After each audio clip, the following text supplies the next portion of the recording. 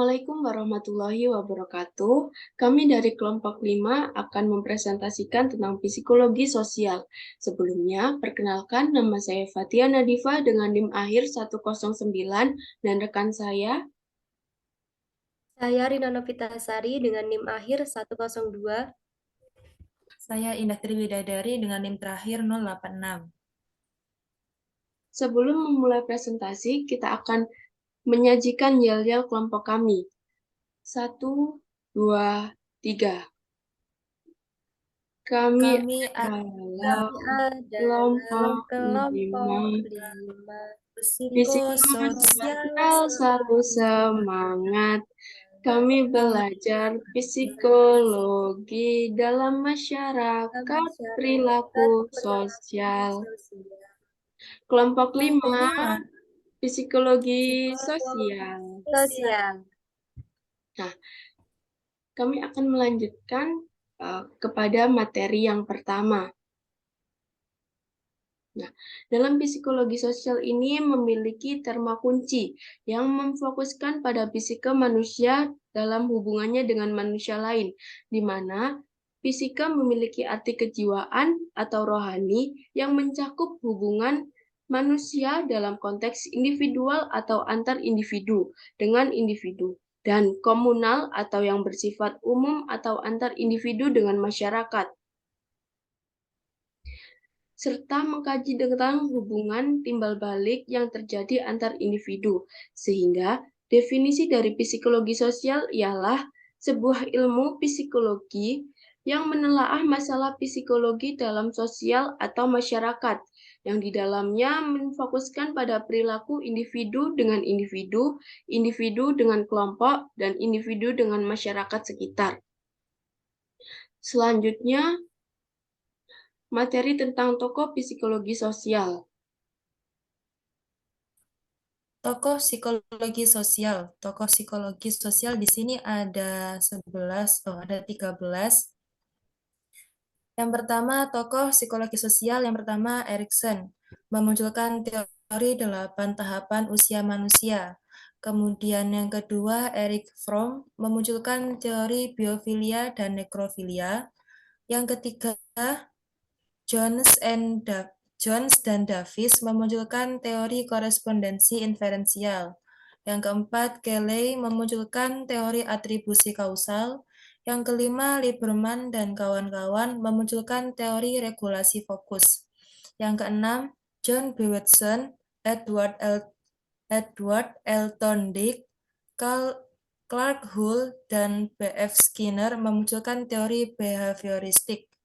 Yang ketujuh, Albert Bandura memunculkan teori belajar sosial.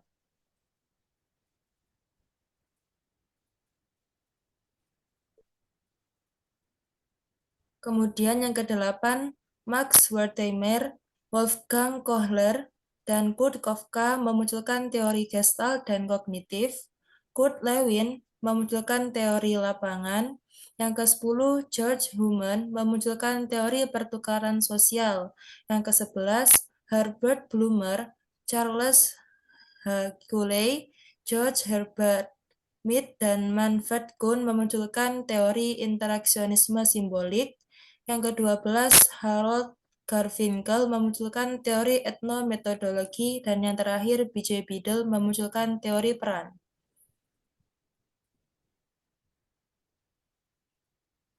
Selanjutnya akan dijelaskan tentang teori dalam psikologi sosial.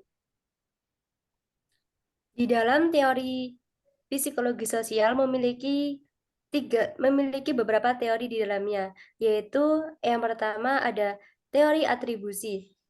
Atribusi merupakan proses memahami orang lain dengan cara mencari tahu penyebab dari perilaku individu tersebut.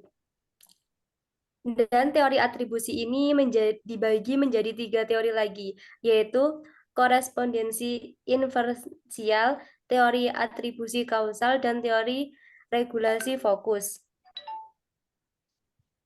Selanjutnya, yang kedua yaitu teori 8 tahapan manusia. Yang ketiga, teori biofilia dan nekrofilia. Yang keempat, teori behavioristik. Teori behavioristik merupakan teori yang menekankan pada cara individu sebagai organisme membuat respon terhadap stimulus lingkungan melalui proses belajar. Yang kelima, teori belajar sosial. Teori belajar sosial ini menekankan pada memandang perilaku sosial manusia sebagai hasil dari saling interaksi antara pengaruh situasi, perilaku individu, kognisi, dan emosi individu. Yang keenam, ada teori Gestalt dan kognitif. Teori yang mengacu pada semua proses mental. Pada teori ini menekankan pada mental. Yang ketujuh, ada teori lapangan. Teori lapangan ini teori yang berbasis pada konsep lapangan atau ruang lingkup seperti bermimpi, berkeinginan, atau bertindak. Yang kedelapan, ada teori pertukaran sosial. Teori ini menggambarkan kehidupan manusia sebagai suatu perjuangan sosial yang membutuhkan kerjasama dengan orang lain. Yang kesembilan, ada teori interaksionalisme simbiolik. Teori ini menekankan bahwa manusia adalah entitas sosial yang hidup dalam suatu kelompok. Yang kesepuluh, ada teori etnometodologi. Teori ini mengkaji aktivitas praktis hidup sehari-hari orang yang secara etis dalam wilayah geografis dan kebudayaan tertentu, termasuk perilaku sosial. Yang ke-11 yaitu teori peran. Teori ini memberi penelaahan terhadap perilaku sosial dengan penekanan pada konteks, status, fungsi, dan posisi sosial yang terdapat dalam masyarakat. Dari materi yang telah dipaparkan tadi dapat disimpulkan bahwa psikologi sosial ialah suatu bagian dalam studi psikologi yang di dalamnya berfokus pada perilaku individu dengan individu, individu dengan kelompok, institusi kemasyarakatan, dan kemasyarakatan dalam lingkup yang besar. Sekian presentasi dari kelompok kami. Apabila ada kesalahan, kami mohon maaf. Wassalamualaikum warahmatullahi wabarakatuh.